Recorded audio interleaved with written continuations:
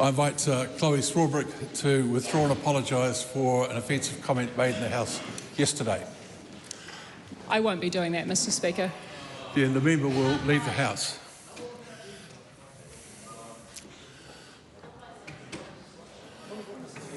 No, the member will leave the House. Sorry, there's not a point of order at this point. The member refusing to leave the House. I therefore name Chlöe Swarbrick. The question is that Chlöe Swarbrick. The question is that the Chlöe Swarbrick be named. Those in favour will say aye. Aye. To the contrary. No. The ayes have it. A party vote is called for. New Zealand National. 49 votes in favour. New Zealand Labour. 34 votes opposed. Green Party of Aotearoa New Zealand. 15 votes opposed. ACT New Zealand. 11 votes in favour. New Zealand First. 8 votes in favour. Te Pāti Māori. 5 votes opposed.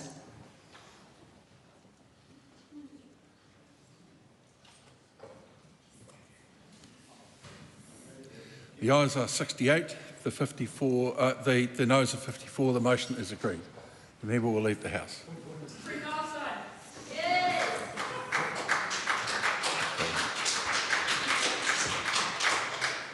A point of order, the Right Honourable Chris Hipkins. Mr. Speaker, 2 points of order, but I think perhaps the first is the one that most urgently needs to be addressed. As to what the House has just voted on. The standing orders are actually quite specific about a motion to suspend a member and the words that you need to use as Speaker in order to do so. You haven't, I believe, followed the requirements of the standing orders, so I wonder whether you could indicate to us what the motion that the House just voted on actually was, because if it was the one that you spoke, it doesn't have the effect that you think it does. Well, in that case, I'll put it again. That Chlöe Swarbrick be suspended from the service of the House. Those in favour will say aye. Aye. To the contrary, no. No. The ayes have it. A party vote is called for. The clerk will conduct a party vote. New Zealand National. 49 votes in favour. New Zealand Labour. 34 votes opposed. Green Party of Aotearoa New Zealand. 15 votes opposed. ACT New Zealand. 11 votes in favour. New Zealand First. 8 votes in favour. Te Pāti Māori. 5 votes opposed.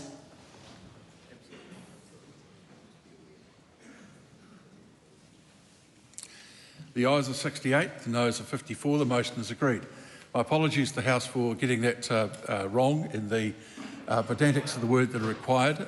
It's not a usual thing for a matter like this to happen. The Right Honourable Chris Hipkins. Mr. Speaker, I've been in the House quite a long time, and there have been plenty of instances where members have been ejected from the chamber for the rest of the day for doing exactly what Chlöe Swarbrick did.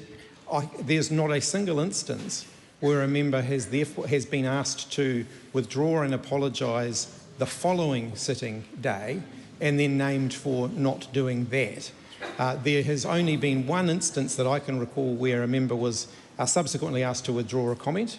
That was the Right Honourable John Key when he said that members of the opposition supported rapists and murderers.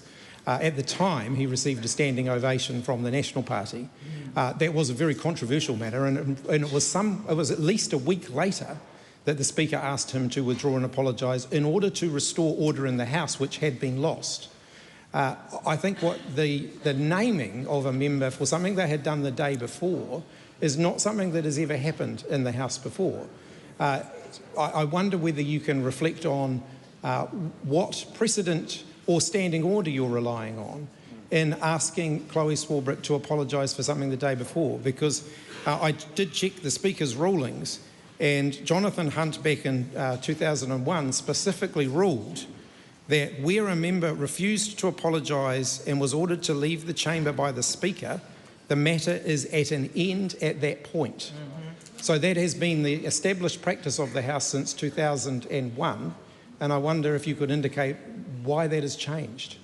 Because the Standing Orders Committee met in July of 2017 and brought down a new Speaker's ruling 23-1, and I'd refer the member to that.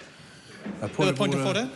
Ricardo Mendes March. Thank you so much. So In relationship to Speaker's Rulings 23.1, which is what the Right Honourable Chris Hipkins was speaking about, there's a line that says, where an incident may have a continued impact on the House's ability to deal with its business, the Speaker can address the matter.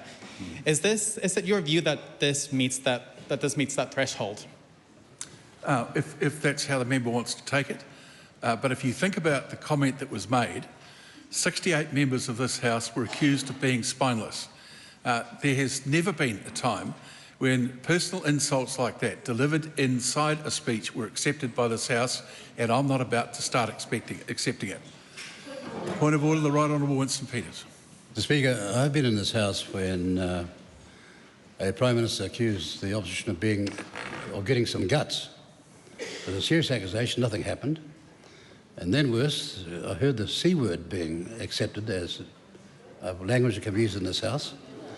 My personal view is that I don't agree with a thing that Chlöe Swarbrick said at all, but this is a robust House where people have a right to express their views as passionate as they may within certain rules, but I do not think that eviction was warranted.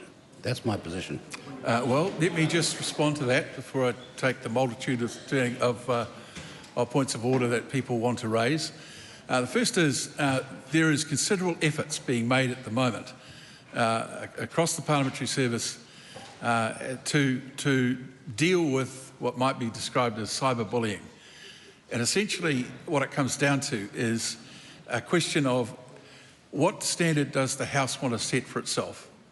And I've decided that there are two things that can be looked at. One is if there are interjections across the House and they are reactionary, and there was one of those yesterday, then that is not as egregious as someone taking their speaking time to include a gratuitous insult inside a speech.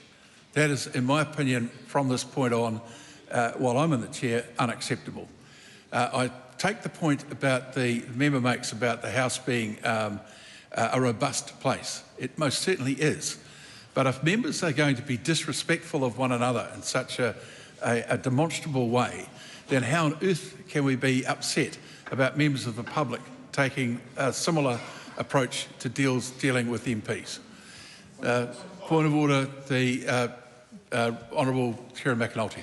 Thank you very much, sir. Specifically around how this House approaches this matter in future, we recognise that speakers have the ability themselves to set new rulings, and in doing so often refer to standing orders which dictate the rules in which you as Speaker operate. Now, there is only one standing order that deals with this disorderly conduct, Standing Order 90. And in that standing order, it makes very clear that you as Speaker have the ability to withdraw a member from the House up to 1 day. Now, yesterday, you suspended a member for the rest of the sitting week. That was then clarified that if the member did not apologise, they would be suspended again. We've gone from a situation where Standing Order 90 was not followed by you, and then we've moved on to a situation where you have proposed to the House that a member be named. Now, the difference between a member being withdrawn as highly disorderly and to being named as grossly disorderly. And I can't see how a member could be deemed to have gone from highly disorderly to grossly disorderly by complying with a rule that you set that was not consistent with standing orders. Well, I don't agree with you that it wasn't consistent with standing orders. The bit that was inconsistent was what I actually said, which was leave the House for the week. What I left out is said, I probably should have said could be, but I accept that there was no bounds for that. But the fact that someone is asked to leave the House for a comment that has caused offence, and they do so for that day, does not mean that the offence has gone away. And that can be a new thing written into Speaker's rulings if that's what it takes. But in the end, my job is to make sure that this House is a House of representatives but deals respectfully with each other.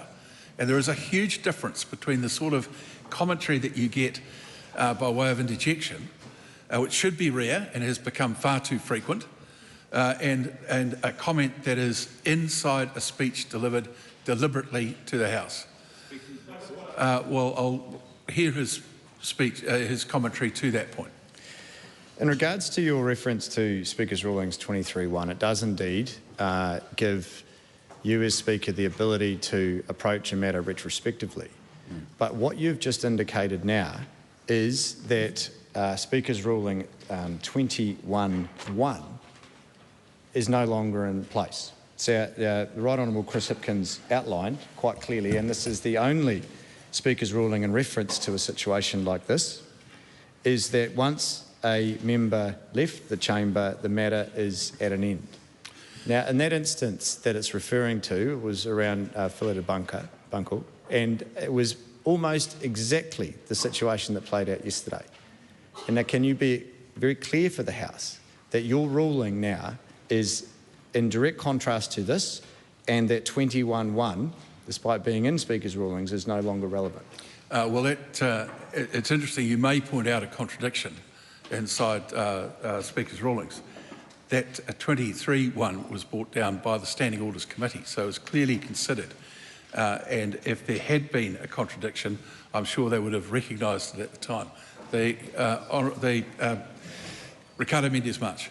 Thank you so much, Mr. Speaker. Having just heard the conversation, and in particularly the Right Honourable Winston Peters' comments where he was commenting about that does not meet the threshold, I do want to ask whether there is a procedural way in which potentially that vote could be recast, seeing as we have just heard a government party disagree with the way that things occurred.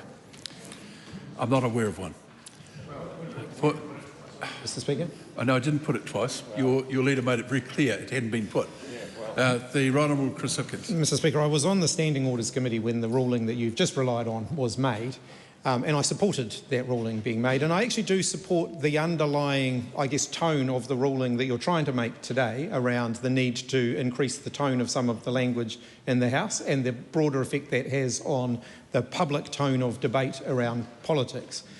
My concern here is that we seem to have gone from one extreme to another very quickly, only involving one member and not all members. There's some very inflammatory language that's used around the House quite a lot. One member seems to have been singled out for that. The ruling that you mentioned was made in reference to the Right Honourable John Key's very inflammatory comments during that speech. He was not asked to withdraw and apologise for that at the time, and nor was he asked to leave the chamber. In fact, he got a standing ovation from the then government members of the House. What then happened was almost all opposition members left the House because the Speaker refused to intervene. And it was on that basis that the Speaker subsequently came back to the House and asked him to withdraw and apologise sometime later. The disorder in the House was the justification for doing so, in the sense that the Speaker was trying to restore order in the House. The ruling that you just mentioned, that the Standing Orders Committee made, specifically states that the threshold should be very, very high for that type of action. Other than, there was no disorder in the House once Chlöe Swarbrick had left yesterday, nor was there any today. The very high threshold that was envisaged by the Standing Orders Committee at the time certainly does not appear to have been met in this instance. Well, that's something that I have to make the judgment on. Can I just say, the special debate was allowed yesterday because this is an important matter. No question about that. It's also a matter that there was very little division across the House about the need for something to be done. No question about that. The question arose about what should be done and how should it be done. So for people who have a view that this is a massive problem for the world to deal with and that we should be part of it, but don't necessarily agree with the steps that were being proposed by others in the House, then it becomes, I think, unacceptable when people who have participated in a debate with predominantly the same opinion held on all sides of the House, there is then some insult offered to part of the House because they are not prepared to follow a particular course of action. That, I think, in the context of that debate was completely unacceptable. And I've got to be quite straight up with you. I personally found it deeply offensive. The Honourable Lee Jackson. Speaker, speaking to the point of order, Mr. Speaker, with respect, I think, Mr. Speaker, this is outrageous. I ask you with respect to reconsider this, given that you have kicked me out twice for calling another member a liar, and then I have been out of the House for less than 30 minutes, and you gave a direction that I could come back into the House. Mr. Speaker, we need some clarity on this. This is incredibly unfair that I can call another member a liar, rightfully get kicked out of the House and asked to come back into the House within half an hour, no apology required. So I did not apologise.